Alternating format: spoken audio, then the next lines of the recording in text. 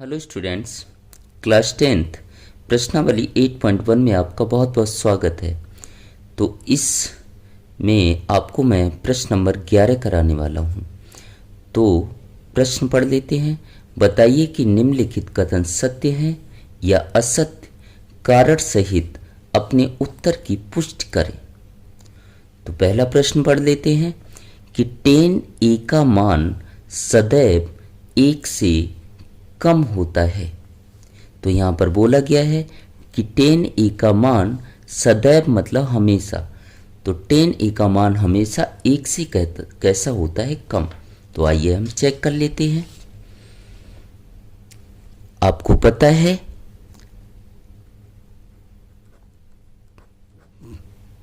कि 10 का मान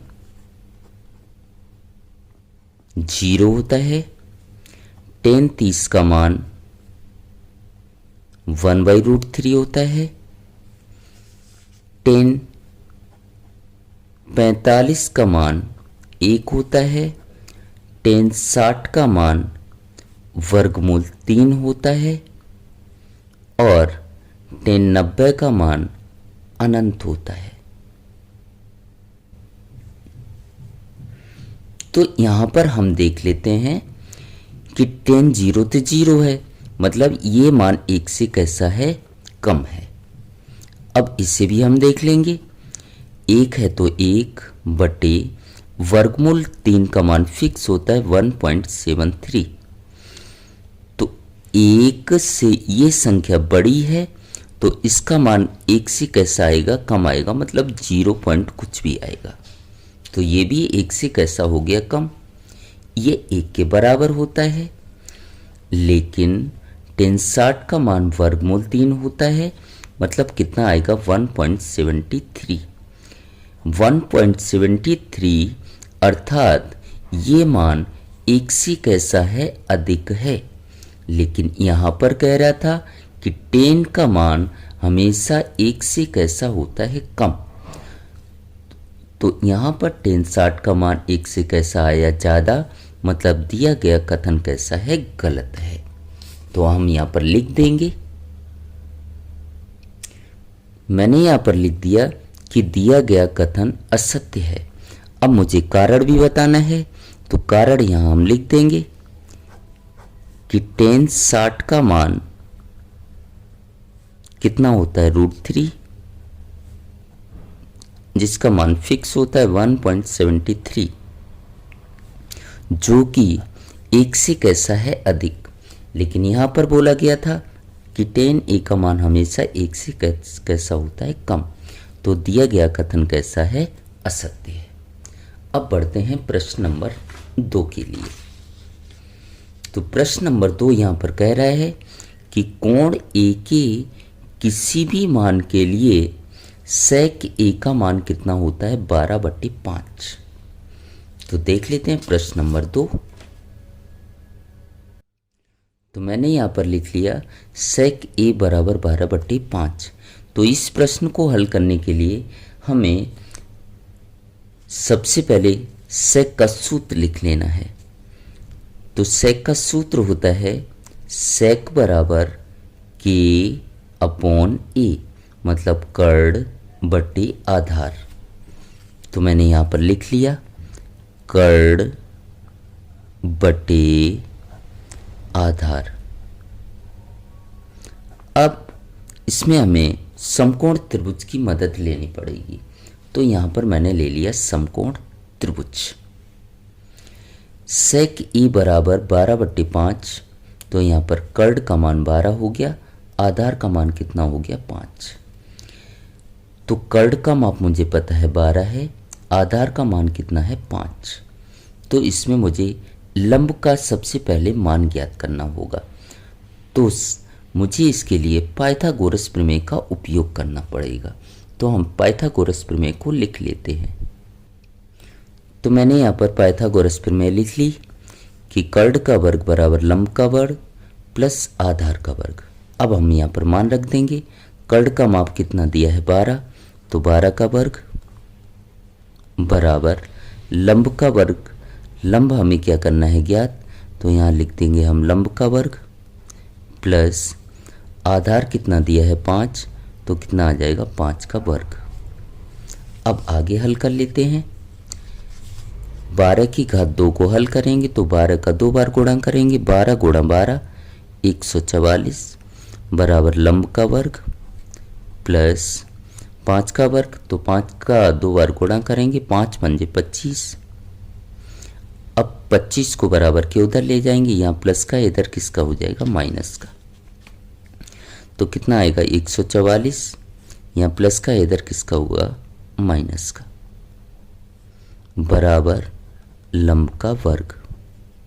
तो 144 में से 25 घटाएंगे कितना आएगा 119, और यहाँ से वर्ग हटाएंगे तो क्या आएगा वर्गमूल, बराबर यहाँ क्या आया लंब। तो यहाँ पर मुझे लंब का माप मिल गया वर्गमूल 119 लंब का माप मुझे मिल गया लंब बराबर वर्गमूल 119। तो लंब बराबर अगर 119 का हम वर्गमूल निकालने जाएंगे तो लगभग आएगा 10.8। तो मुझे यहाँ पर लंब का भी मान मिल गया, कितना आया 10.8। अब यहाँ पर देखिएगा चित्र में त्रिभुज में तीनों भुजाओं का मान मुझे पता है, लंब का भी पता है, आधार का भी पता है, कर्ण का भी पता है। तो आधार 5 है, लंब 10.8 है और कर्ण कितना है 12। तो ध्यान रखिएगा कि समकोण त्रिभुज में सबसे बड़ी भुजा क्या होती है कर्ण।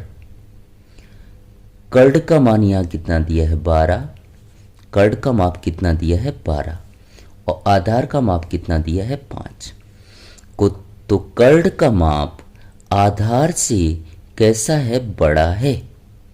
मैंने क्या बताया कि कर्ण सबसे बड़ी भुजा होती है। तो कर्ण का माप यहाँ 12 है, आधार का 5 है, तो कर्ण का माप बड़ा है किससे आधार से। तो ये कथन कैसा होगा सत्य होगा। तो यहाँ आपको लिख देना है कि दिया गया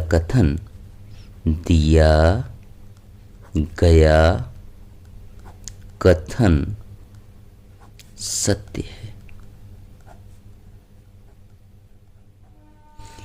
अगर थोड़ा हम विपरीत इसका ले लेते हैं, अगर यहाँ पर दिया होता, उदाहरण के तौर पे मैं मान लेता हूँ कि sec a बराबर 5/12, तो sec का सूत्र क्या होता है वो आपको पता है, कर्ण बटे आधार। तो कर्ण कितना है 5, आधार कितना है 12। तो कर्ण का माप आधार से कैसा है छोटा, तो ये कथन कैसा हो जाता असत्य हो जाता, क्योंकि कर्ण सबसे बड़ी भुजा होती है। तो कर्ण का माप आधार से हमेशा कैसा होना चाहिए बड़ा होना चाहिए। आइए प्रश्न नंबर 3 देख लेते हैं।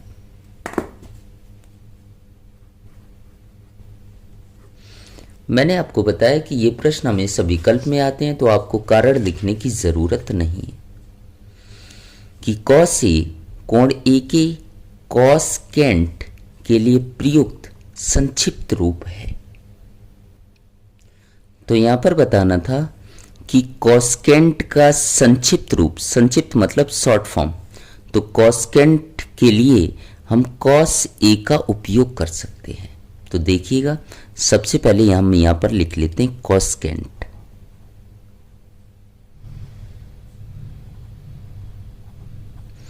अगर मैं इसका संक्षिप्त रूप निकालना चाहूं तो यहां पर ये बनेगा, क्या बनेगा यहां पर कोसेक। कौन से कोण के लिए ए के लिए, तो क्या आ जाएगा इसका संक्षिप्त रूप कोसेक ए। जबकि यहां पर कह रहा था कि कॉस ए के लिए कोण कॉस ए, कोण ए के लिए कॉसकेंट के लिए प्रयुक्त संक्षिप्त रूप है। तो कॉस्केंट का संक्षिप्त रूप क्या आया? कॉसेकी आया। और यहाँ पर क्या कह रहा था? कॉसे होगा, जो कि बात कैसी है? असत्य है। तो आंसर में आप लिख सकते हैं कि दिया गया कथन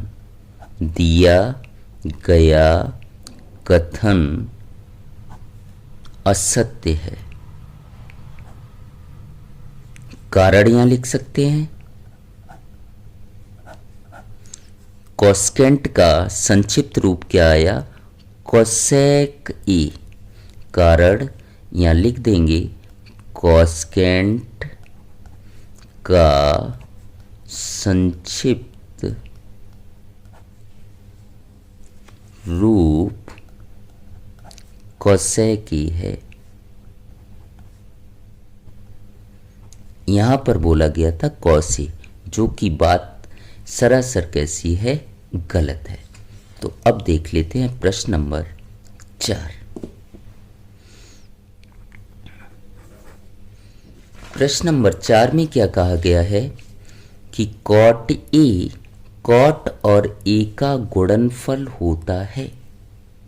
देख लेते हैं हम यहां पर। तो यहां पर दिया गया कथन कैसा है? असत्य है। कारण मैं आपको बताता हूं। उदाहरण के लिए मैंने मान लिया 5x गुणा 7x। तो जो एक जैसी चीजें होती हैं वो आपस में गुणा करती हैं।